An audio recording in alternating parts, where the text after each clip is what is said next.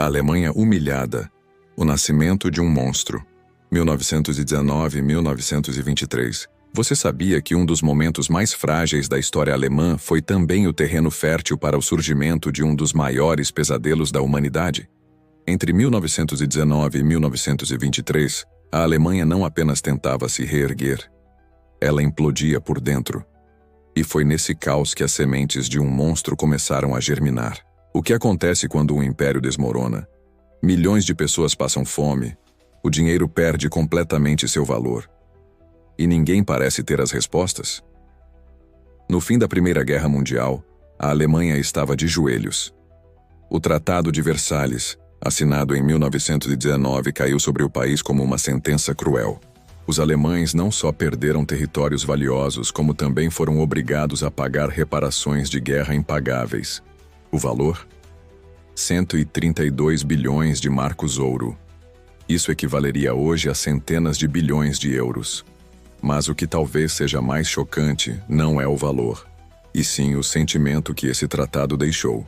Vergonha, humilhação, revolta. Imagine viver em um país onde cada pão que você compra hoje, amanhã custa o dobro.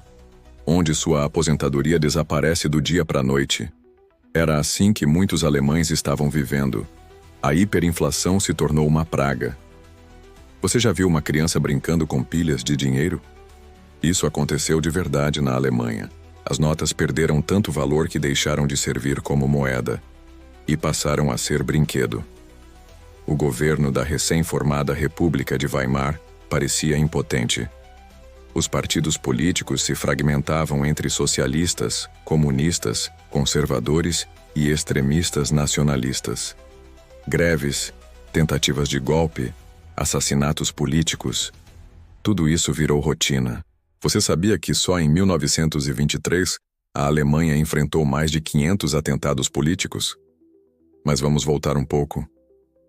Nos bares esfumaçados de Munique, ideias perigosas circulavam entre militares humilhados e jovens nacionalistas desesperados. Entre esses homens estava um ex-cabo do exército austríaco, amargurado com a derrota de sua nova pátria. Ele falava com fúria, apontava culpados, judeus, comunistas, liberais, e prometia uma Alemanha forte novamente. As pessoas estavam dispostas a ouvir qualquer um que prometesse ordem. Você já parou para pensar o que te faria ouvir um radical, se tudo ao seu redor estivesse desmoronando? A hiperinflação atingiu seu auge em 1923. Para comprar um pão, era necessário levar carrinhos de dinheiro. As notas eram impressas em tamanhos absurdos. 1 bilhão, 100 bilhões, até trilhões de marcos. E sabe o que muitos alemães faziam? Queimavam dinheiro nas lareiras porque era mais barato que lenha. Enquanto isso, as potências vencedoras da guerra continuavam exigindo os pagamentos de reparações. Quando a Alemanha atrasou uma parcela, a França e a Bélgica simplesmente invadiram a região do Ruhr, o coração industrial do país. E a resposta alemã foi greve geral. Mas como pagar salário se o dinheiro já não valia nada? A economia entrou em colapso. Milhões perderam tudo o que tinham. Esse período deixou marcas profundas na alma alemã. Não foi apenas uma crise econômica. Foi uma crise de identidade. Quem era o povo alemão agora? Vítima ou vilão? Orgulhoso ou derrotado? É nesse vácuo que surgem os extremos. Enquanto os comunistas tentavam instaurar uma revolução inspirada na Rússia, os nacionalistas clamavam por um salvador.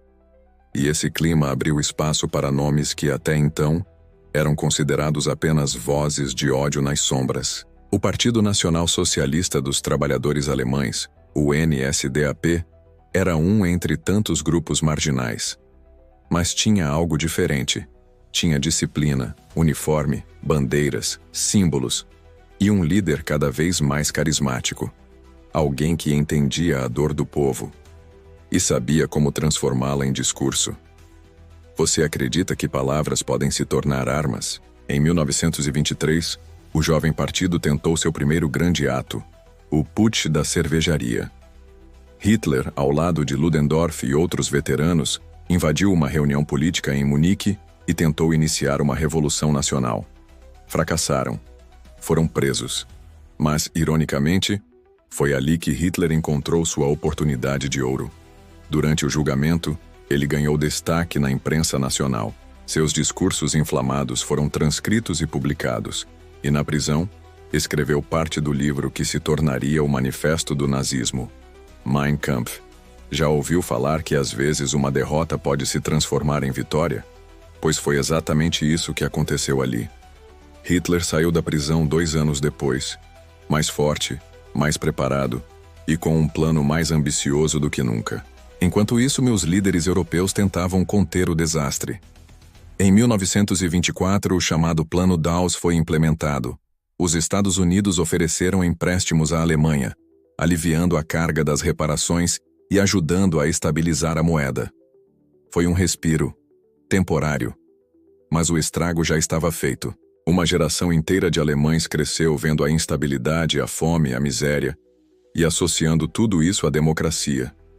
O solo estava pronto, e a semente já havia sido plantada. O que você faria se perdesse tudo de um dia para o outro? Se seu país fosse tomado por dívidas, humilhação e incerteza? Esse foi o mundo em que o monstro começou a nascer. A Alemanha de 1919 a 1923 foi um laboratório de desespero. E no desespero, o povo olha para qualquer um que lhes prometa esperança, mesmo que essa esperança venha com ódio, violência e destruição. Você acredita que a história pode se repetir?